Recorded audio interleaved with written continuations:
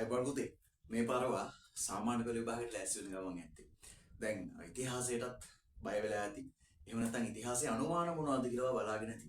ඉතින් මෙන්න ඔයාලට ඉතිහාසයේ අනුමාන ටිකක් තියෙනවා. මේවා අනුමාන නෙමෙයි හරිමාන. ඒ හින්දා මේ ටික අනිවාර්යයෙන්ම බලාගෙන යන්න. මගේ පුතේ ඔයාගේ සාමාන්‍ය පෙළ විභාගයට අනිවාර්යයෙන් වෙන ප්‍රශ්නයක් තමයි 10 වසරේ දෙවෙනි පාඩම ආශ්‍රිත වෙන ප්‍රශ්න ටික. ඉතින් මේ පාර එකෙන් එන්න පුළුවන් ප්‍රධාන ප්‍රශ්නේ තමයි ප්‍රාග්ඓතිහාසික යුගයේ මිනී වැළලීම් ක්‍රම. මේ ප්‍රාග්ඓතිහාසික යුගය කියන්නේ මගේ පුතේ ගල් යුගය. ඔයගෙන් අහන්න පුළුවන් ප්‍රාග්ඓතිහාසික යුගයේ මිනී වැළලීම් ක්‍රම 3ක් දක්වලා විස්තර කරන්න කියලා. එතකොට ඔයාලට පුළුවන් ප්‍රාග්ඓතිහාසික යුගයේ මිනී වැළලීම් ක්‍රම 3ක් දක්වලා මේක විස්තර කරන්න. අංක 1. ප්‍රාග්ඓතිහාසික යුගයේ මානවෙකු මිය ගිය පසු ඇටසැකිලි වල රතු පැහැ ගුරුගල් ආලේප කොට වල දැමීම. අංක 2. ඇටසැකිලි නමා වකුටු කොට වල දැමීම. තුන්වෙනි ක්‍රමය තමයි ඇටසැකිලි වල නැත්නම් හිස් කබල සිදුරු විදලා හිස් කබලේ රළු දාරයම කතුල්ලලා මේක සුමට කරලා හිස් කබල සිදුරු විදලා වල දාන ක්‍රමය. ඉතින් ඕක විස්තර කරන්නේ මෙන්න මෙහෙමයි. ඔයා උත්තරේ පටන් ගන්නකොටම ලියන්න ඕනේ මේ ක්‍රම තුනටම අදාළ පොදු ක්‍රමයක් තියෙනවා. ඒ තමයි මානව ජීවත් වුණේ ගල් ගුහා ඇතුලේ. එතකොට මානවෙක් මිය ගියාට පස්සේ මිය ගියපු මානවයාගේ සිරුර ගල් ගුහාව ඇතුලේ වලක් හාරලා ඒ වලට දානවා. වලවල් කපන්නේ අපට ආයුධ තිබුණ නැහැ. ඒ නිසා වලක් හාරලා ඒ වලට දානවා. වලේ දාලා කොළ රොඩු වලින් මසා දානවා. කොළ රොඩු වලින් වහලා දාලා මගේ පුතේ මස් දිය වෙලා ගියාට පස්සේ ඇටසැකිල්ල ගොඩ ගන්නවා. ඊට පස්සේ ඒ ඇටසැකිල්ලේ රතු පාට ගුරුගල් ගාලා වල දානවා. මෙහෙම ඇටසැකිලි වල රතු පාට ගුරුගල් ගාලා වල දාපු තැනක් අපිට හම්බෙනවා බුලත් සිංහල පාහියන්ගල ලෙන. මොකද අපි ඉතිහාසයේ උත්තරයක් ලියනකොට ඒක ඔප්පු කරන්න උදාහරණයක් ලියන්න ඕනේ. ඒතරොන් අපි ලියනවා නම් ප්‍රාග්ඓතිහාසික මානවයාගේ අවිචාර විදියම නැත්නම් මිනී වැළලීම් ක්‍රම පැහැදිලි වන ස්ථානයක් ලෙස බුලත් සිංහල පාහියන්ගල ලෙන පැහැදිලි වන අතර නැත්නම් ගත හැකි අතර එම ස්ථානයේදී මානව ඇටසැකිලි වල රතු පැහැ ගුරුගල් ආලේප කොට වල දැමු ඇටසැකිලි හමු වී ඇත. ඒ අනුව අපට පෙනී යන්නේ ප්‍රාග්ඓතිහාසික මානවයාගේ එක් අවිචාර විදියක් වන්නේ ඇටසැකිලි වල රතු පැහැ ගුරුගල් ආලේප කිරීමයි. අපිට දෙවෙනි ක්‍රමෙත් මෙන්න මෙහෙම විස්තර කරන්න පුළුවන්. ඔයාට එන ප්‍රශ්නේ අපි දාන උදාහරණ දෙක එකතු කරලා උත්තරය ලියන්න පටන් ගන්න පුළුවන්. දැන් ප්‍රශ්නේ ඇහුවොත් ප්‍රාග්ඓතිහාසික මානවයාගේ අවිචාර විදි උදාහරණ තුනක් විස්තර කරන්න කියලා. ඔයා ලියන දෙවෙනි උදාහරණය තමයි ඇටසැකිලි නවා වකුඩු කොට වල දැමීම. ඒතර ඔන්න ප්‍රශ්නේ අපි ලියන උදාහරණේ දෙකම එකතු කරලා ඔන්න බලන්න පළවෙනි වාක්‍ය ගොඩනගන විදිය. ප්‍රශ්නෙම පටන් ගන්න. ප්‍රාග්ඓතිහාසික මානවයාගේ මිනී වැළලීම් ක්‍රමයක් ලෙස ඇටසැකිලි නමා වකුටු කොට වල දැමීම පෙන්වා දිය හැකිය.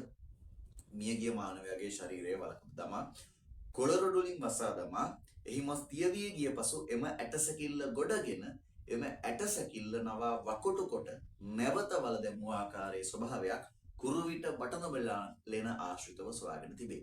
මේ අනුව පැහැදිලි වන්නේ ප්‍රාග් මානවයන් ඇටසැකිලි වල රතු පැහැ ගුරුගල් ආලේප කිරීමට අමතරව ඇටසැකිලි නවා වකුටු කොට වල දැමූ ආකාරයයි. දැන් මගේ පුතේ මම ඔච්චර වෙලාවට කිව්වේ අපි උත්තරේ ලියන විදිය. දෙවෙනි එක බදුල්ල රාවණෑල්ල ගල් ගුහාවෙන් හම්බ වෙනවා ඇටසැකිල්ලක හිස් කබලට පොඩි මේකප් එකක් දාපු අවස්ථාවක්. හිස් කබල සිදුරු විදලා වල ඒකේ රළු දාරයම් කතුල්ලලා වල දාලා තියෙනවා. ඉතින් අපි ලියන්නේ ඔය හිස් කබලට කරපු වැඩේ ඒක හම්බෙන තැනයි. ඒතර බදුල්ල රාවණෑල්ල හිස් කබල සිදුරු විද වල දැමීම. ඕකත් විස්තර කරන්න පුළුවන් නේ අපිට. මෙන්න මේ විදිහට ප්‍රාග්ඓතිහාසික මානවයාගේ තවත් අවිචාර විදියක් වන්නේ හිස් කබල සිදුරු විද වල දැමීමයි. එසේ හිස් කබල සිදුරු විද එහි රළු දාරයම කතුල්ලා සුමට කරමින් වල දැමූ හිස් කබලක කොටසක් බදුල්ල රාවණෑල්ල ගල් ගුහාවෙන් හමු වේ. එතුලින්ද පෙනී යන්නේ ප්‍රාග් මානවයන්ගේ අවිචාර විදි.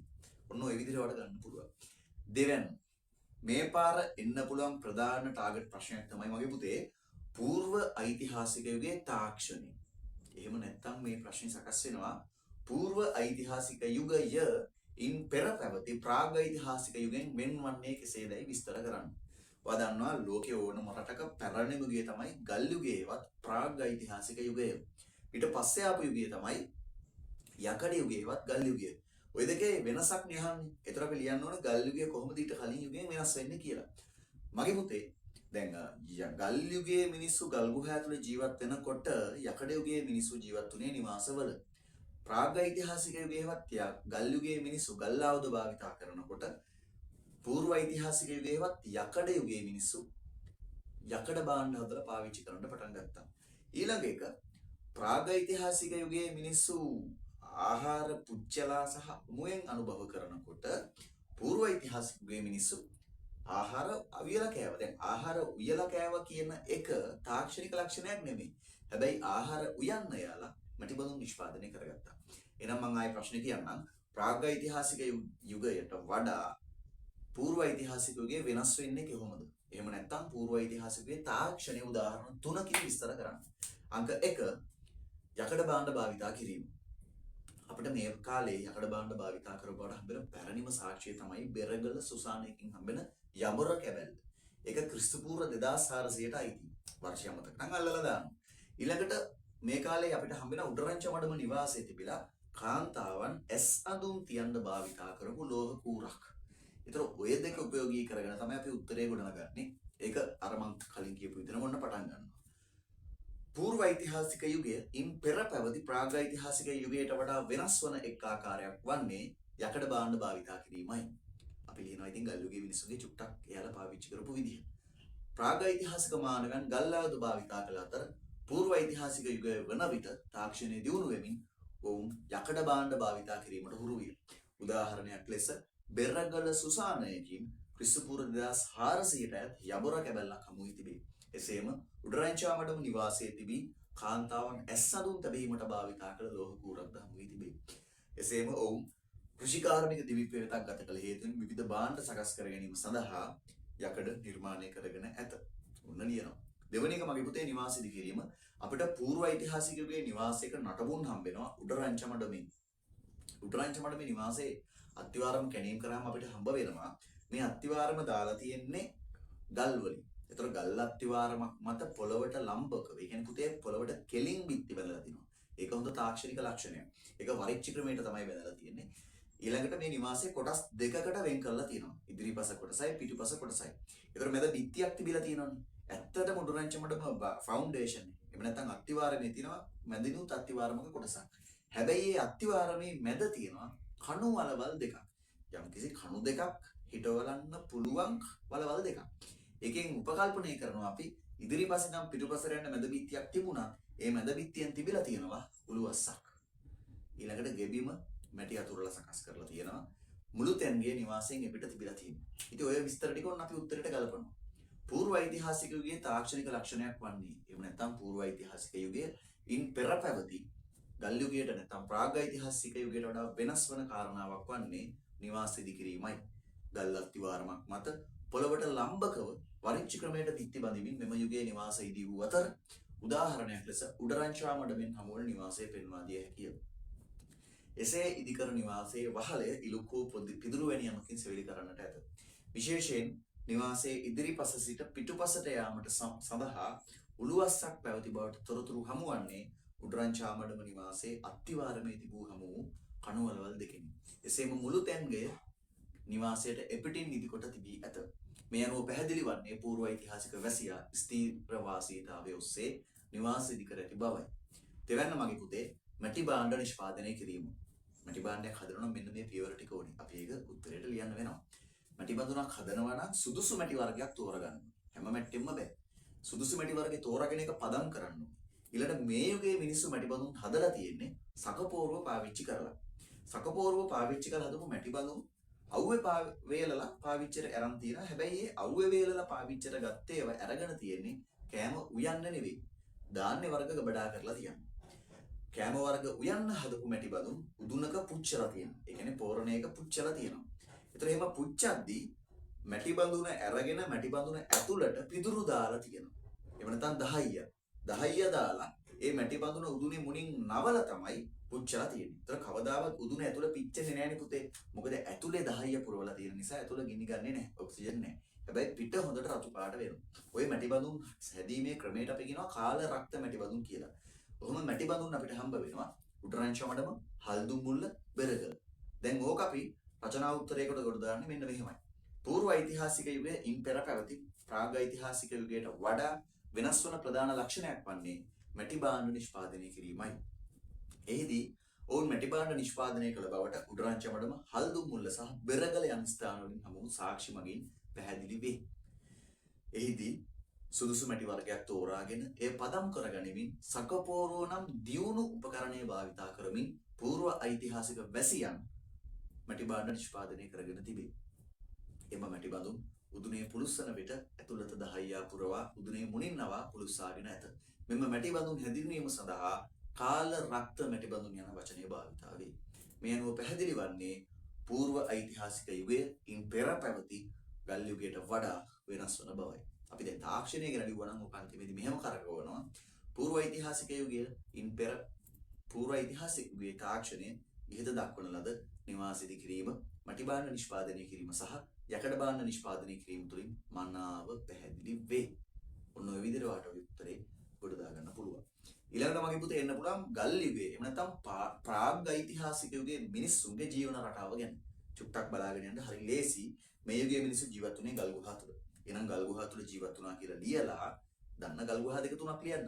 දැන් තෙත් කලාපේ කුරුවිට බටතොඹලෙන කිතුල්ගල බෙලිරෙන උලසිංහල පායංගල් වෙන.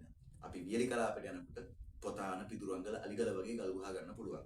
ඊළඟට දෙවන්න මෙයාලගේ ජීවිතයේ විශේෂ ලක්ෂණයක් තමයි කණ්ඩායම් ලෙස ජීවත් වීම. ඒතර මෙයාලා තමන්ගේ දිනදා කටයුතුවලදී පවුල කියලා සංකල්පයක් තිබුණේ නැහැ. කණ්ඩායම් ලෙස හිටියා. තවත් එකක් හරි සරලයිනේ මගේ පුතේ. මේ යුගයේ මිනිස්සු ආහාර ගත්තේ අමුයෙන් සහ පුච්චලා. ඔය කියන්නේ ආහාර උයලා ගත්තේ නැහැ. ඉතින් ලියනවා ආහාර අමුයෙන් සහ පුල්සලා අනුභව කරා. කිතුල්ගල බෙලිරෙනෙන් හම්බෙන අපිට ආහාර පුච්චලා ගත්ත බවට සාක්ෂි. සහ බෙලිරෙනෙන්ම තොරතුරු තියෙනවා. මේ යුගයේ මිනිස්සු ආහාර වලට ලුණු එකතු කරගත්ත බවට. ඔන්න අනුමාන තුනක් මම දැන් කිව්වා. මෙන්න ඔය පාඩමෙන් එන්න පුළුවන් ඊළඟ අනුමාන ප්‍රශ්නය. ඒ තමයි මුල් ඓතිහාසික යුගයේ ජනාවාසවල ස්වරූපය.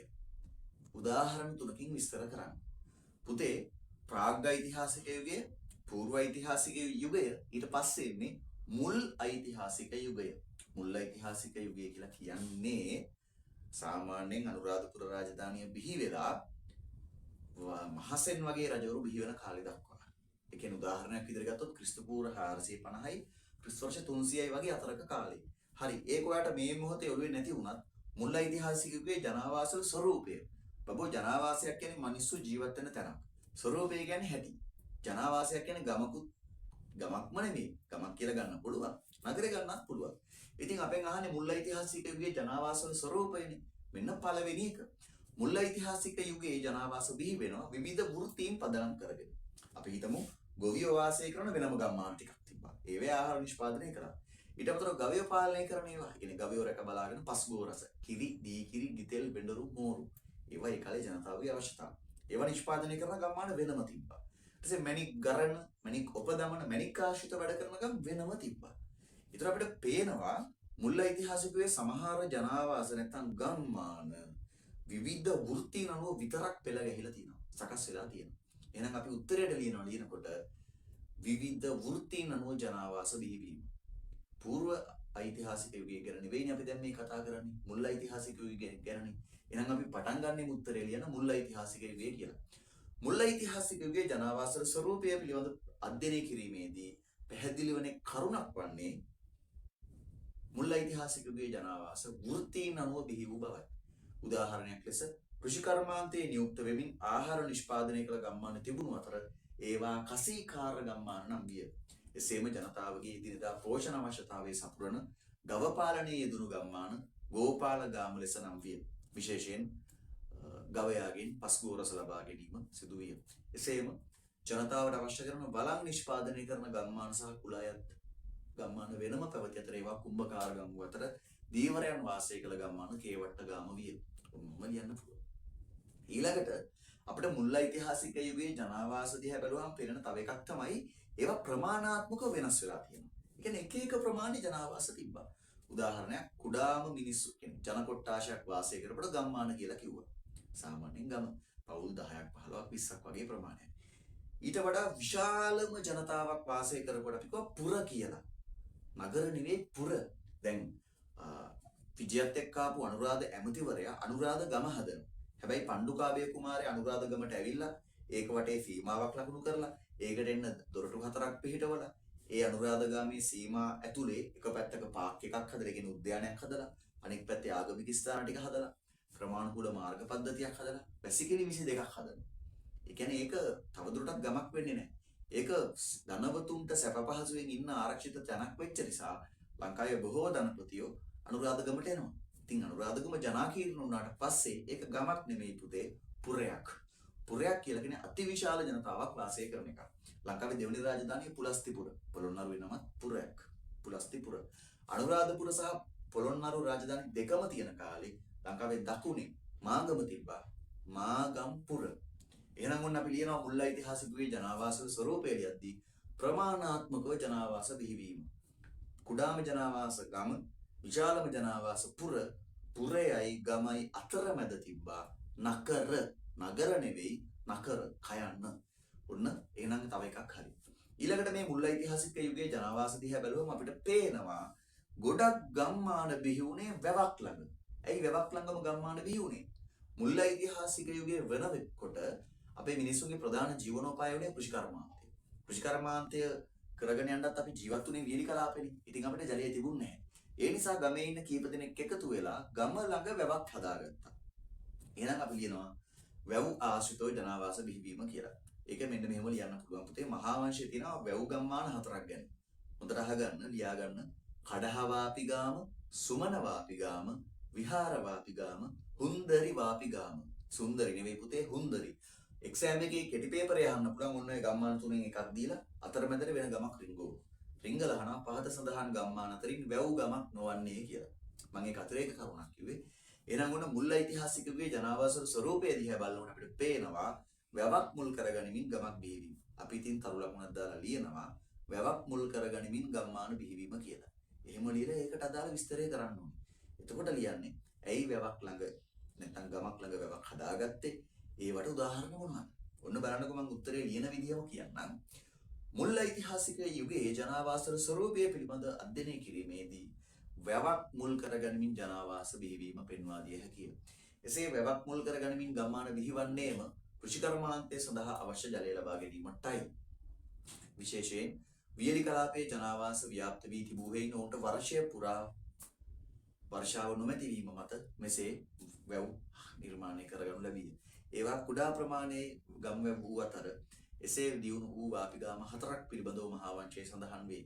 ඒවා නම් කඩහ වාපි ගාම, සුමන වාපි ගාම, විහාර වාපි ගාම, හුන්දරි වාපි ගාම. ඔන්න ඔය ප්‍රශ්න ටික මගේ පුතේ මේ පාර ඔයාගේ පේපරේ ප්‍රශ්න අංක 2 යටතේ එන්න පුළුවන්. ඒ නිසා ඔය ටික ඔයා විභාගයට යන්න කලින් හොඳට බලාගෙන යන්න. ඊළඟට ඔයාට 10 වසරේ 7 වෙනි පාඩමේ මොකද දෙවන නාගරීකරණය කියන මාතෘකාවත් අති විශේෂයි.